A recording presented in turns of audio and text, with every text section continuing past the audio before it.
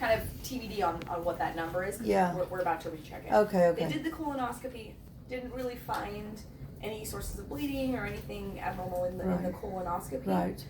We are going to touch base with the hematology doctors and kind of circle back and say, hey, what do you guys think? Do you want to do this bone marrow biopsy? So we're talking with them today to figure out that. Yeah. Just as a side note, I don't know if you guys were aware, his copper levels were low, and that sometimes can contribute to the production of new red blood cells. Okay. So, Well, how do you get copper? I mean, is it a supplement that he takes? Or? yes. So right now we're giving it to him through the IV, but when he goes home, we're going to tell him to take copper on a daily basis. So we'll try to get those levels back up. All right. So that was kind of encouraging that, that might explain why those. Remember initially when y'all came in, we said his bone marrow is not making enough red blood cells. Right. That might be part of the reason. The copper. Okay. Yeah. So that was kind of reassuring.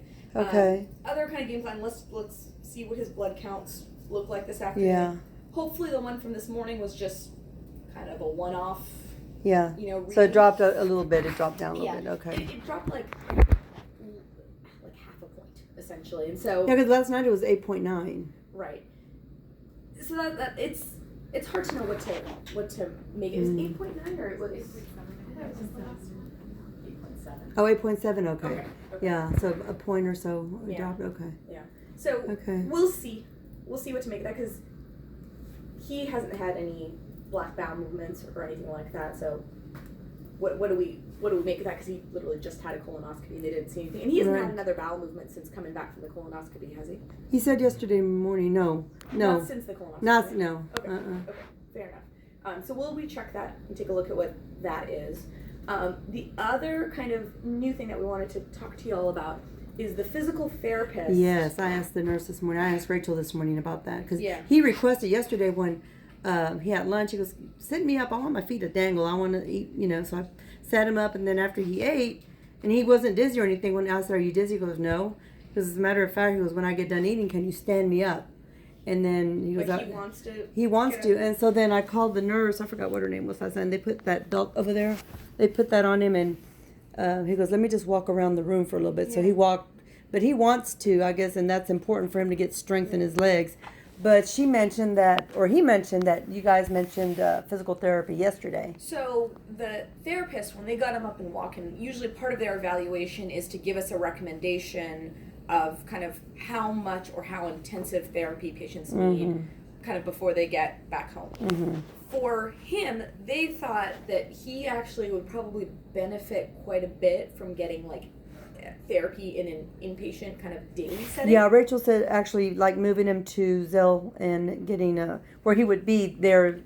Right. They would work on him full time or whatever. Right. So that was kind of the question that we had for y'all. Are you guys okay if we start to do that evaluation? So unfortunately the steps to that are a little prolonged. So first thing is getting the physical therapist to say, hey, we think he would benefit or improve from this. And then we have the PM&R doctors come by. They do kind of an even more rigorous evaluation. And then we send off for insurance approval. So that's kind of the hardest part. And sometimes we do get refused. Yeah. But we can definitely ask. And we just wanted to check, because I know there's a lot of family involved with this care, and you guys are really involved. So we just wanted to see, would you guys be okay with that? Okay. Oh, I am. Are you done to get physical therapy?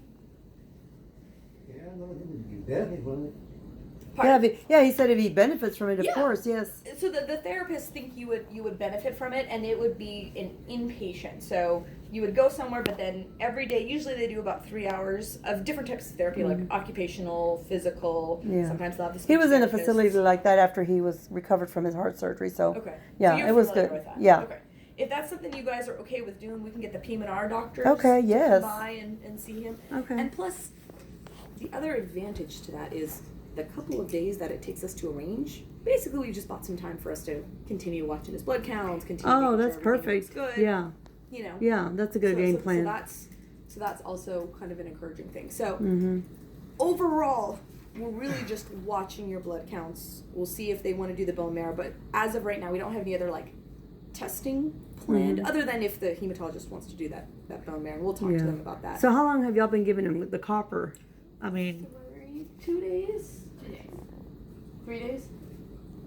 2 days. 2 days. 2 days. So he just barely started the So copper. really, he hasn't, I guess, a more if he takes it longer, whatever, then that kind of regimen would definitely increase his blood count, I would think then. Yeah, because they did find, essentially the only kind of evidence we have is we think there's two things going on.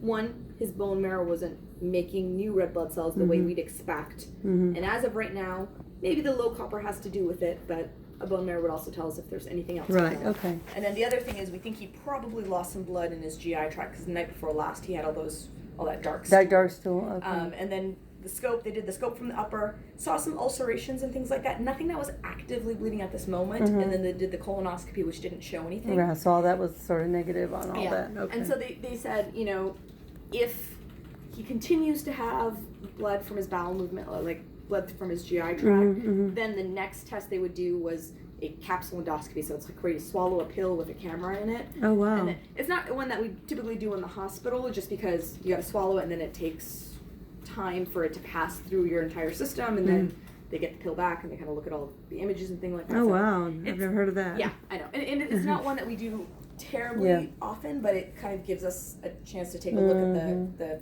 see what's going on in there, right. Yeah.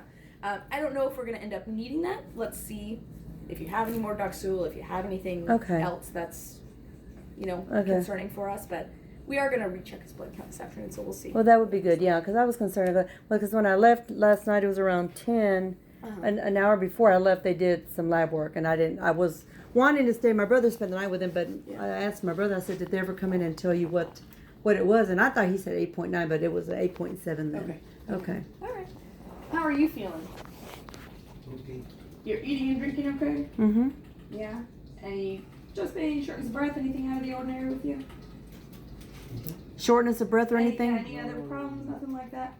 Not getting dizzy or lightheaded? No. All right, let me take a listen to you.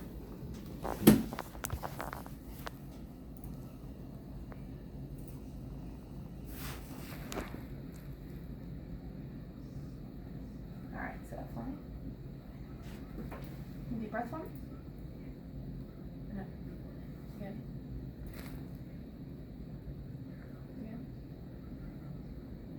the last time. Okay, all the way back.